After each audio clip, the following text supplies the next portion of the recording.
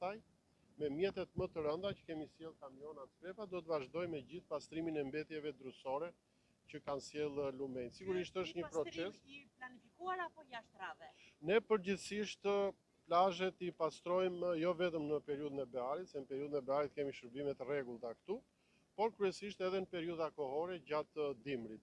Unë e kam thënë edhe herë të tjera, plazhet e Bashkisë Fierit, Darzeza dhe Semani, kryesisht janë plazhe ditore, pra këtu nuk kemi hotele ose resorte e tjera, ndaj edhe masat që ne marrim janë kryesisht në funksion të këtyre lloj aktiviteteve. Në Grykderdhje, pra këtu shohim që kemi mbetje, por në Grykderdhjet e Semanit dhe të Vjosës do duhet më shumë. Përgjithsisht për shkak të erave që kanë fryrë gjatë këtyre ditëve, përgjithsisht mbetjet janë transferuar drejt veriut, le të themi.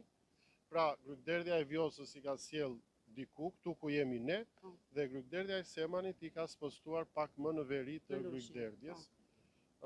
Ndoshta jo drejt Lushnjës, por diçka në plazhin e Libofshës, aty ku mund të quhet si plazhi Asturkasit ose i Ndërnënasit. Kështu që është e gjitha, po besoj të paktën 15 ditë them që po, duke pas parasysh gjithë këto hapësirat mëdha. Vetëm ky plazh jemi këtu është rreth 8 kilometra.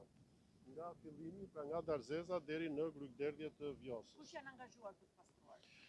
Këtu kemi sjell 2 ndërmarrjet e bashkisë, pra kemi sjell një grup punëtorësh nga ndërmarrja e pastrimit dhe ndërmarrja e shërbimeve publike, plus edhe mjetet e bashkisë, kamiona, skrepa, dhe po t'jetë nevoja mund të sjellim në ditët në vijim edhe një makinë më speciale, siç është graderi që kemi në bashki, apo edhe ajo pajisja që ndoshta ju e keni parë në periudhën e bearit, e cila bën shoshitjen e rërës dhe ajo është i jep le të themi atë dorën përfundimtare dhe nuk lë asnjë bish cigare në thonjza në rërë.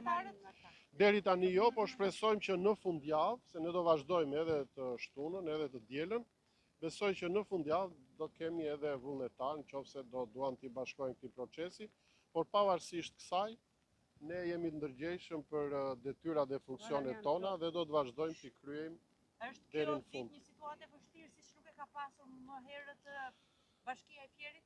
Në fakt ne kishim disa vite që Vjosa dhe Semani nuk na ngacmonin, me thënë drejtën. Ajo që ndodhi para 2 javësh ishte një situatë e pandodhur dhe sidomos Semani, sepse edhe Semani kishte goxha prurje për shkak edhe të shkarkimeve që u bën nga hidrocentrali Banjës, edhe për hir të vërtetës edhe Semani solli goxha mbetje. Por ne pavarësisht kësaj, siç e thash, jemi në krye detyrës dhe do të vazhdojmë ta mbyllim me sukses të gjithë këtë proces.